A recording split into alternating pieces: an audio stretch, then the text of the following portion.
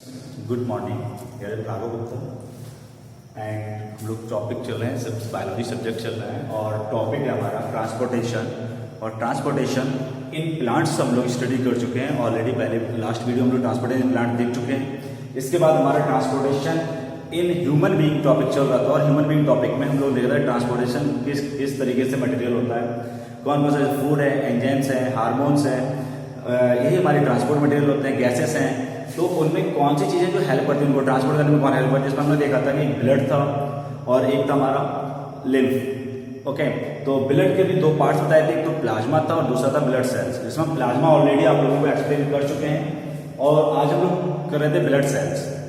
तो blood cell जो है टाइप्स ऑफ ब्लड सेल्स, तो ब्लड सेल हमने बताया था 3 टाइप्स होते हैं, 3 टाइप्स ऑफ ब्लड सेल्स के, एक तो RBC, WBC and platelets. RBC, WBC और प्लेटलेट्स, इन तीनों के नेमिंग फुल फॉर्म भी बताए थे। आरबीसी का होता है रेड ब्लड सेल्स, यहाँ पे देख लेंगे, रेड ब्लड कार्ब सेल्स, सी जो होता है तो रेड ब्लड का हम लोग रेड ब्लड सेल्स पढ़ते चले जा रहे हैं, red blood carb cells. Same WBC का white blood carb cells and platelets also known as platelets. इनके एक निकनेम और होते हैं, निकनेम भी मैंने बोले थे लेकिन और फिर से देख लेते हैं। RBC is also known as erythrocytes, WBC is known as leukocytes and platelets is known as thrombocytes। आपने कभी भी किसी की ब्लड रिपोर्ट आई होगी, देखा होगा, रिपोर्ट जब आते हैं हम लोग कराते हैं, डॉक्टर के यहाँ जाते हैं, तो उसमें RBC, WBC या प्लेटलेट्स मेंशन होकर नहीं आता है। उनमें इनका जो अदर नेम होता है, साइंटिफिक नेम इस तरीके से रखा गया है, वो है इरिथ्रोसाइट्स, ल्यूकोसाइट्स और थ्रोम्बोसाइट्स। इन्हीं में डिफरेंस आता है, इनमें काउंटिंग आती है। हम लोग देख नहीं पाते रिपोर्ट में कौन सी सेल्स हमारी कम है। होता है कि हमारी पूरी बॉडी में से देखते हैं कि ब्लड की डिफिशियंसी होगी, ब्लड कम हो गया, तो ब्लड में कौन सी सेल कम होगी, प्लाज्मा कम हो गया या फिर ब्लड सेल्स कम होगी। और ब्लड सेल्स अगर कम होगी तो ब्लड सेल्स किस टाइप की ब्लड सेल्स कम हो गई। तो इस टॉपिक में हम देखेंगे तीनों ब्लड सेल्स में डिफरेंट, ये क्या डिफरेंट है या हाउ टू आइडेंटिफाई, कैसे आइडेंटिफाई करेंगे कौन सी ब्लड सेल्स हो रहा है या उसके डिफिशियंसी से या फिर इंक्रीज से कौन सी डिसीज होती है। यहाँ पे डॉक्टर ने बता दिया आपको ये वाली डिसीज है, यही डिसीज है, तो हमें कैसे पता चलेगा वो किसकी डिफिशियंसी हुई, क्या चाहिए, तो हम पता कर सकते हैं कौन सी सेल से हमें डिफिशियंसी हुई। देखिए दोनों कंडीशन में हमें डिसीज होती है, या तो उन चीज की कमी हो जाए या उस चीज का ज्यादा एक्सेस हो जाए, ज्यादा भी हो जाए तब भी प्रॉब्लम होती है, कम हो जाए तब भी प्रॉब्लम होती है, दोनों ही कंडीशन आती है।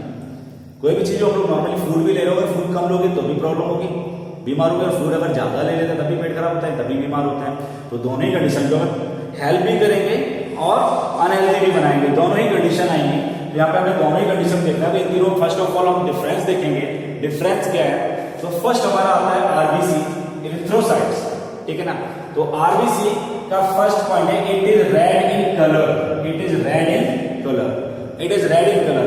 कलर कैसा होता है इसका, रेड होता है। व्हाई, क्यों होता है, बिकॉज इट्स अ हीमोग्लोबिन। एक हीमोग्लोबिन, लास्ट वीडियो में बताया था, हीमोग्लोबिन एक रेड कलर पिगमेंट है जो ब्लड को रेड कलर गिव्स करता है, तो it is red in colour. Second point की काउंटिंग कितनी होनी चाहिए बॉडी में, उसमें काउंटिंग लिख के आता है रिपोर्ट में कि इतने से इतने तक है, उससे कम ज्यादा होती है तो हमें उसकी डिफिशियंसी इंक्रीज हो गया, हमें प्रॉब्लम आ रही है।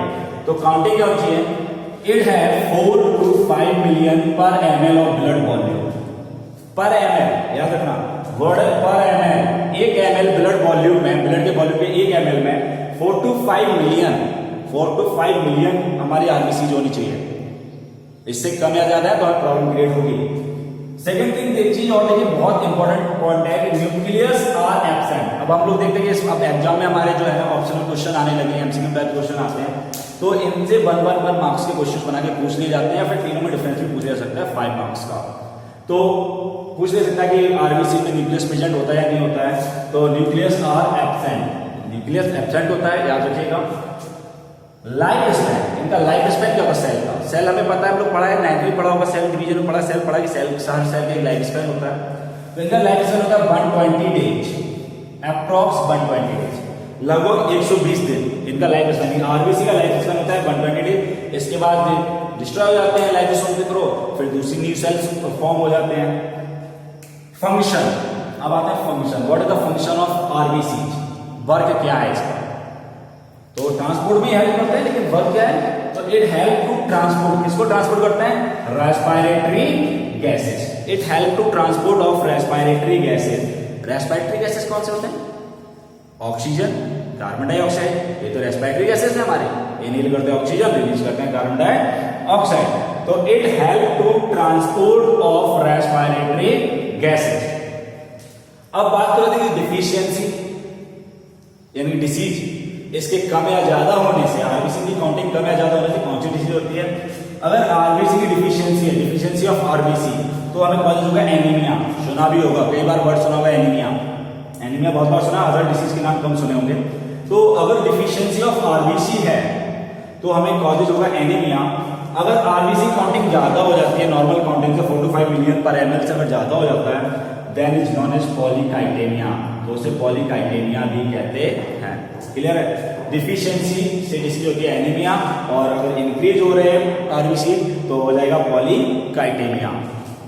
नेक्स्ट सेकेंड हमारी सेल है ब्लड सेल का सेकेंड पार्ट है WBC यानी कि व्हाइट ब्लड कॉर्पस्यूल्स या ल्यूकोसाइट्स।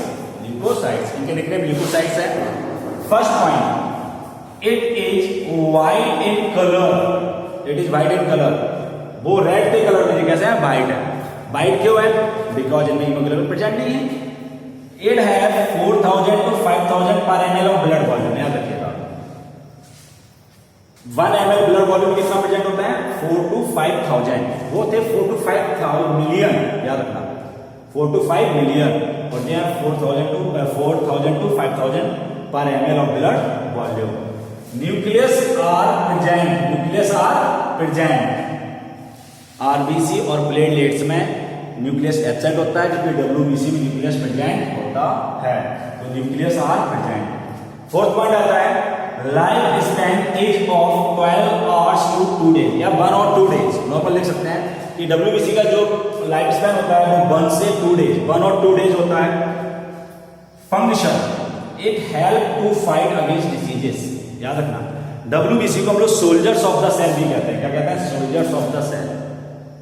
यानी कि हमारे अंदर जो भी डिसीज हो रही है उनसे फाइट करने की जो कैपेसिटी है, इम्यून पावर है, जो बनाता है, बढ़ाता है, फाइट करता है डिसीज से, वो कौन करता है? डब्ल्यूबीसी करता है। क्लियर है? तो it is also known as soldiers of the cell.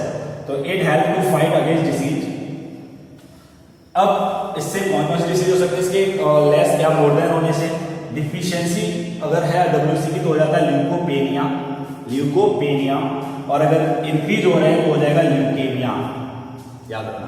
अगर डब्ल्यूबीसी ज्यादा भी हो रही है, सुनिए, अगर ज्यादा होगी तो हमारी जो यूजफुल सेल है उनको डिस्ट्रॉय करना शुरू कर देंगे, यूजफुल बैक्टीरिया उनको ही मारना शुरू कर देंगे, तो फिर भी प्रॉब्लम होगी।